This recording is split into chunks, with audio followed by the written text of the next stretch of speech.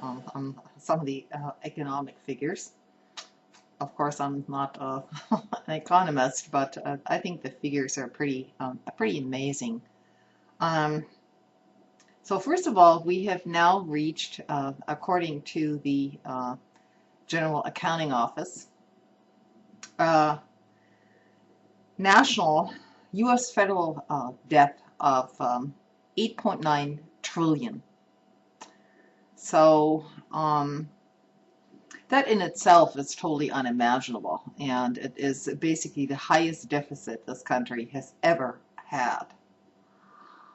Wages are declining in real terms or remain stagnant. For most people, they are actually declining in real terms. The economic outlook doesn't look good. The dollar's falling, as Joe has already mentioned, and you know, these are not opinions; these are facts. And the household debt. That means, you know, the amount of money that U.S. people owe uh, in their debt, their mortgages, car payments, credit card payments, whatever is included in this, has now reached 13 trillion, which, of course, I mean, anybody agrees that this is, you know, this is not sustainable. On top of that, we have now, and the counter is ticking, we've now managed to spend 455 billion just on the Iraq war alone. This isn't the Defense Department spending in general. This is just on the Iraq occupation alone. And, you know, it is absolutely outrageous that when we send our troops over there, whether they are sent over there for justified reasons or not, you know, these are soldiers that are there doing their job as they are told to do, and then when they come back, they're not taken care of. And you know, at these deficits, of course, they're not going to be taken care of, and there's absolutely no hope for that situation. It's just an outrage, and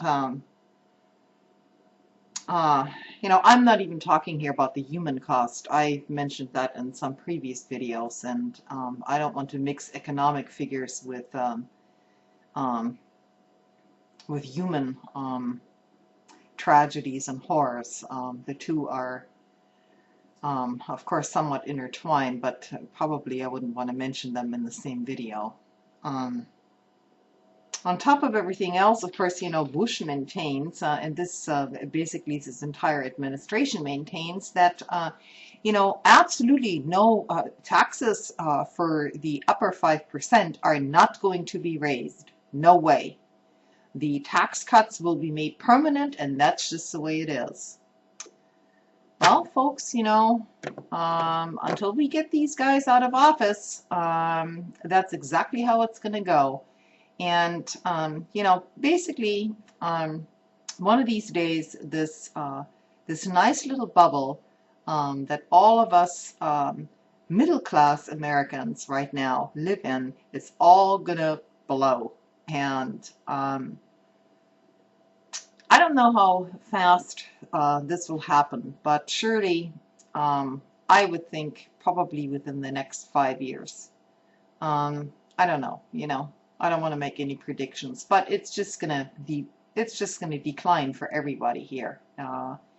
And taxes do need to be raised, and they need to be raised for corporations and for the rich, because they need to play their part. Sorry, you know, the trickle-down theory has not worked, as we can see by not the figures on Wall Street, but by constantly declining wages in this country. And, you know, unions are basically, how many people are even represented by unions anymore? You know, it's less, I think it's less than 8%, maybe at the most 11% or so. So anyway, just my thoughts for tonight. See you later. Bye, and thanks for listening.